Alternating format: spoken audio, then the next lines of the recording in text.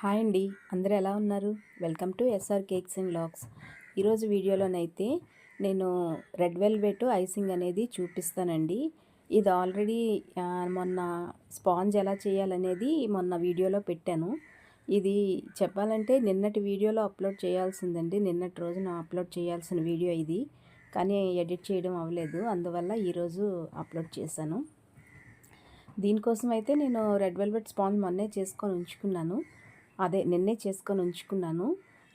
దీనికోసం క్రీమ్ ఏమంచి నేను 1 కప్ తీసుకున్నానండి. అంటే హాఫ్ కప్పు ఫుల్గా తీసుకున్నాను, ఇంకో హాఫ్ కప్కి కొంచెం తక్కువ తీసుకున్నానండి. ఎందుకంటే రెడ్ వెల్వెట్ కదా, ఇందులో నేను క్రీమ్ చీజ్ అనేది మిక్స్ చేసుకుంటాను. అందుకోసం నేను కొంచెం క్రీమ్ అనేది తక్కువ తీసుకున్నానండి. ఈ క్రీమ్ చీజ్ అనేది నేను హోమ్ మేడ్లో చేసుకున్నానండి, ఇంట్లోనే రెడీ చేసుకున్నాను. మీకు కావాలంటే ఈ చీజ్ అనేది మనకి డీమార్ట్లో దొరుకుతుంది, లేదంటే మిల్క్ ప్రోడక్ట్స్ అమ్ముతారు కదా, పాల ప్యాకెట్స్ అవిని, అక్కడ కూడా దొరుకుతుందండి. ఈ క్రీమ్ చీజ్ అని అడిగితే ఇస్తారు. నేనైతే హోమ్ మేడ్లో చేసుకున్నాను. ఎవరికైనా కావాలంటే ఈ చీజ్ ఎలా తయారు చేయాలనేది కావాలంటే మాత్రం నాకు కామెంట్ చేయండి. నేను సపరేట్గా వీడియో అనేది చేసి పెడతాను.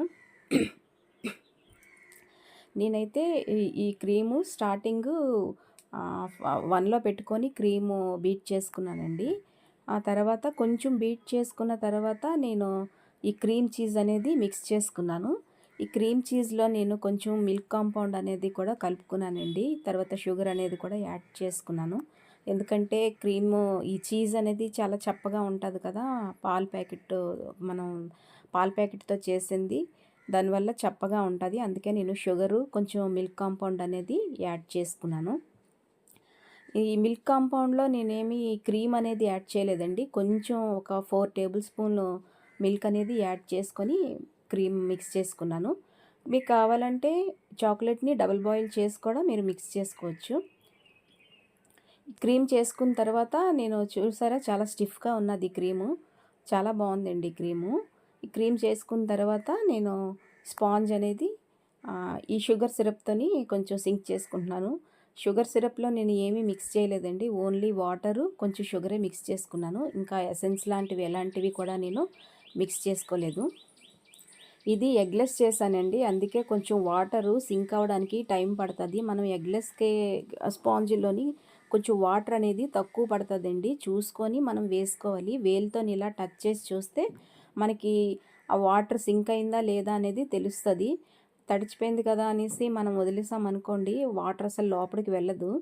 దానివల్ల ఏంటంటే కేక్ తినేటప్పుడు డ్రైగా అనిపిస్తుంది.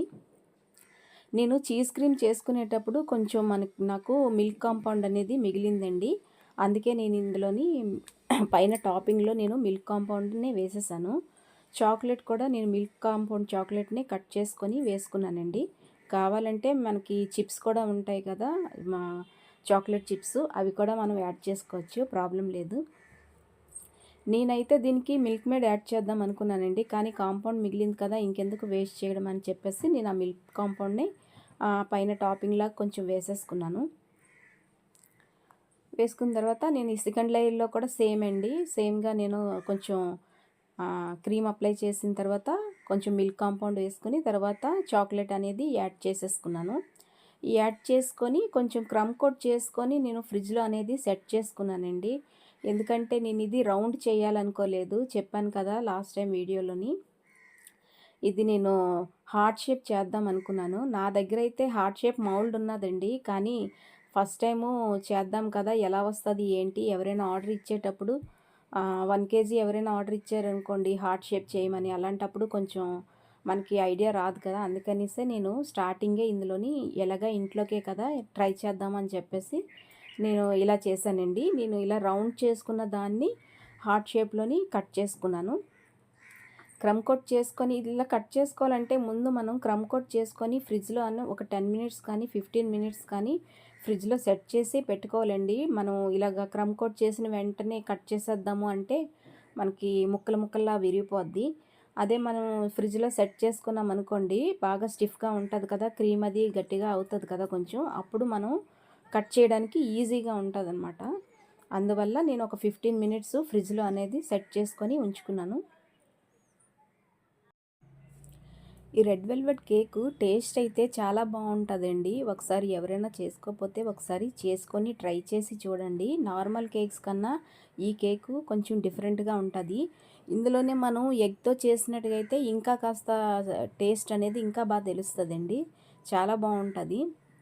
ఎందుకంటే మనం ఇందులోని చీజ్ అది మిక్స్ చేస్తాం కదా, అందువల్ల చాలా టేస్టీగా అనిపిస్తుంది. నాకైతే చాలా బాగా నచ్చిందండి. ఇదైతే నిన్న నా పుట్టినరోజు అండి, అందుకోసం నేను ఇంట్లోనే ఇలా ప్రిపేర్ చేసుకున్నాను. ఎవరైనా మన ఛానల్ని కొత్తగా చూస్తున్న వాళ్ళు ఎవరైనా ఉంటే ప్లీజ్ అండి లైక్ చేసి సబ్స్క్రైబ్ చేసుకోండి. మీరు లైక్ చేసి సబ్స్క్రైబ్ చేసుకోవడం వల్ల ఇంకొంతమందికి ఈ వీడియో అనేది రీచ్ అవుతుంది. ప్లీజ్ అండి సబ్స్క్రైబ్ చేసుకొని చూడండి. నేనైతే ఇగో ఇది చూస్తున్నారా, ఇలాగా ఒక స్టార్టింగ్ ఏంటంటే ప్లస్ లాగా కరెక్ట్గా మనం మెజర్ చేసుకోవాలండి. అంటే హాఫ్ పీస్ లాగా మెజర్ చేసుకొని అప్పుడు ఒక సైడు రెండు వైపులా కూడా మనం ఇలా కట్ చేసుకోవాలి. ఇలా కట్ చేసిన తర్వాత దీన్ని నేను సైడ్స్ ఎడ్జెస్ ఉన్నాయి కదా, ఇంకో సైడు ఆ సైడ్కి కొంచెం క్రీమ్ అనేది అప్లై చేసుకొని దానికి ఇది సెట్ చేశానండి. సెట్ చేసేటప్పుడు చూసుకోండి, జాగ్రత్తగా విరిగిపోకుండా అది చూసుకోండి. ఇంకా ఇలా సెట్ చేసుకున్నాను. ఇలా సెట్ చేసిన తర్వాత మధ్యలో కూడా మనకి ఒక లైన్ ఉంది చూసారా, అక్కడ కూడాని ఒక వీ షేప్ అనేది కట్ చేసుకోవాలండి. వీ షేప్లా కట్ చేసుకొని మధ్యలో కూడా ముక్క తీసామనుకోండి, అప్పుడు మనకి హార్ట్ షేప్ అనేది బాగా కనిపిస్తుంది. ఎక్స్ట్రాగా ఏమైనా ఉంటే ఈ సైడ్లు మనం ఎడ్జెస్ మనం పెడుతున్నాం కదా, ఇలా పెట్టేటప్పుడు ఎక్స్ట్రాగా ఏమైనా ఉంటే కట్ చేసేసుకోవచ్చండి. కరెక్ట్గా షేప్ లాగా మనం కట్ చేసుకోవచ్చు, ప్రాబ్లం లేదు. ఎలా ఉన్నది అలాగే పెట్టాలని ఏం లేదు, మన షేప్కి తగ్గట్టుగా కరెక్ట్గా కట్ చేసుకోవచ్చు. చూస్తున్నారా, ఇటు సైడు నాకు కొంచెం ఎక్స్ట్రాగా వచ్చిందన్నమాట. ఒక సైడు కొంచెం హైట్ పెరిగింది, ఒక సైడ్ నార్మల్గా ఉంది. అందువల్ల నేను ఏం చేశానంటే ఒక సైడు కొంచెం కట్ చేసుకున్నాను. ఇలా మధ్యలో కూడా ఇగో వీ షేప్లా కట్ చేసుకుంటే మనకి కరెక్ట్గా హార్ట్ షేప్ అనేది మనకు కరెక్ట్గా కనిపిస్తుంది. మీకు చెప్పడం మర్చిపోయానండి, నేను పైన ఇది రెడ్ వెల్వెట్కి కొంచెం డస్ట్ లాగా పొడి అనేది జల్లుతాం కదా, దానికోసం నేను ఏం చేశానంటే స్పాంజ్ చేసిన తర్వాత పై లేయర్ అనేది ఉంటుంది కదా, నేను అది కొంచెం పై లేయర్ని సపరేట్గా కట్ చేసుకొని దాన్ని పాన్లోని కొంచెం ఫ్రై చేసుకున్నానండి. ఫ్రై చేసుకోవడం అంటే ఆయిల్ కానీ ఇలాంటిది ఏవి వేయకుండా ఓన్లీ బ్రెడ్నే అలాగా ఆ స్పాంజ్నే నేను ఫ్రై చేసుకున్నాను. ఫ్రై చేసుకుంటే ఏంటవుతుందంటే అందులోని వాటర్ అది ఏమైనా ఉంటే అది కొంచెం డ్రై అయిపోయి కొంచెం పొడిలాగా అవుతుంది. అలా డ్రై చేసుకున్న తర్వాత నేను ఫ్రై చేసుకున్న తర్వాత అది బాగా కూల్ అవ్వాలండి. కూల్ అయిన తర్వాత మనం మిక్సీలో వేసి బాగా గ్రైండ్ చేసుకుంటే మెత్తటి పౌడర్ లాగా రెడీ అవుతుంది. అది ఆ పౌడర్ రెడీ అయిన తర్వాత దాన్ని డైరెక్ట్గా మనము దీని మీద డస్ట్ చేయకూడదండి. దాన్ని ఏం చేయాలంటే కొంచెం జల్లించుకోవాలి. జల్లించుకున్నాం అనుకోండి ఫైన్ పౌడర్ లాగా రిలీజ్ అవుతుంది అనమాట. ఆ మిగిలింది మనకి వేస్టే, ఇంకా అది దాని అవసరం ఏం పడదు. అలా చేసుకున్నాను నేను. నేనైతే ఈ సైడ్ ఫినిషింగ్ కూడా చేసిన తర్వాత కాసేపు ఫ్రిడ్జ్లో అనేది సెట్ చేశానండి. కొంచెం కొంచెం గట్టి పడుతుంది కదా, మధ్యలో ఇంకొక హార్ట్ షేప్ లాగా ఇద్దామనేసి నేను అనుకున్నాను. అంటే డిజైన్ పెద్దగా ఏముండదు కదా దీనికి, పైన మనం మన అదే బ్రెడ్ పొడిలాడిది ఉంటుంది కదా, పైన దాంతో డెకరేషన్ చేసుకుంటాను కదా, అందువల్ల ఇంకా డిజైన్ అనేది ఏం ఉండదు, సింపుల్గా కనిపిస్తుంది కదా. అందుకే ఈ హార్ట్ షేప్లో కూడా మళ్ళీ ఇంకొక హార్ట్ షేప్ లాగా చిన్న హార్ట్ షేప్ లాగా రావడం కోసం నేను వేరే హార్ట్ షేప్ మౌల్డ్ అనేది తీసుకొని దాంతో నేను ర్యాప్ చేసుకున్నానండి.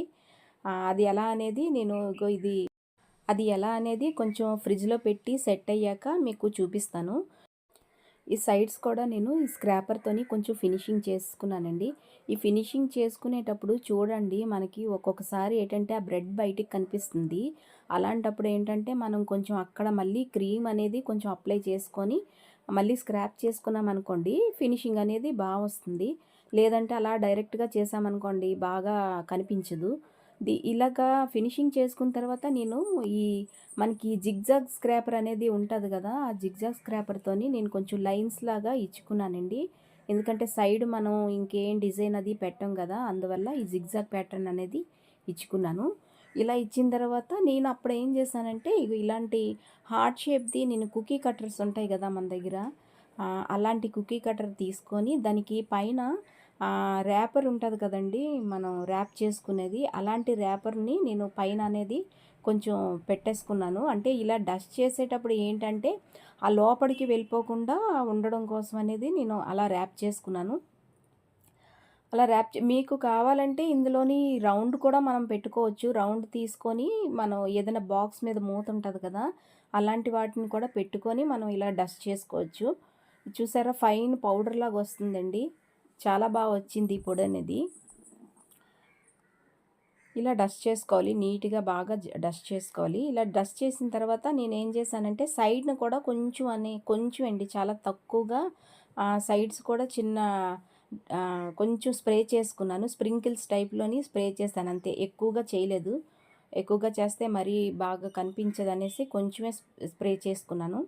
ఇలా స్ప్రే చేసుకున్న తర్వాత బోర్డ్ అనేది కొంచెం నీట్‌గా క్లీన్ చేసుకోవాలండి. ఎందుకంటే మెస్సీగా ఉంటది కదా! క్లీన్ చేసుకుంటే మనం ఎప్పుడైనా సరే కస్టమర్స్ ఎవరైనా కావాలనేటప్పుడు ఇలాగ క్లీన్ చేసుకొని ఇవ్వాలి బోర్డు.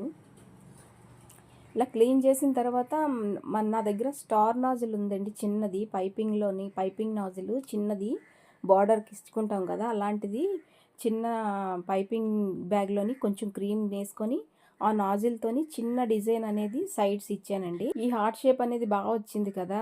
చాలా వచ్చిందండి. దీంట్లో కూడా ఇగో సేమ్ ఇదే నాజిల్‌తోని నేను ఈ డిజైన్ ఇచ్చుకున్నాను. కొంచెం ఫ్రిడ్జ్‌లోని పెట్టడం వల్ల కొంచెం క్రీమ్ గట్టిగా అయ్యింది. మళ్ళీ బయటికి తీసి ఒక 2 మినిట్స్ ఉంచాను. అప్పుడు సాఫ్ట్ అయిందిలెండి. ఈ చిన్న డిజైన్ ఇచ్చానండి. ఇంకా అందులో ఇంకేం డిజైన్ ఇవ్వలేదు. తర్వాత సైడ్స్ కూడా నేను సేమ్ ఇదే డిజైన్ అనేది సైడ్స్ కూడా ఇచ్చేసుకున్నాను. తర్వాత టాపింగ్స్ ఏంటంటే మనం ఇవి కూడా ఇంట్లోనే రెడీ చేసుకున్న టాపింగ్సేనండి. ఈ కేక్ డిజైన్ ఎలా ఉన్నదనేది నాకు కామెంట్ చేయండి. వీడియో నచ్చితే లైక్ చేసి సబ్స్క్రైబ్ చేసుకోండి. బాయ్.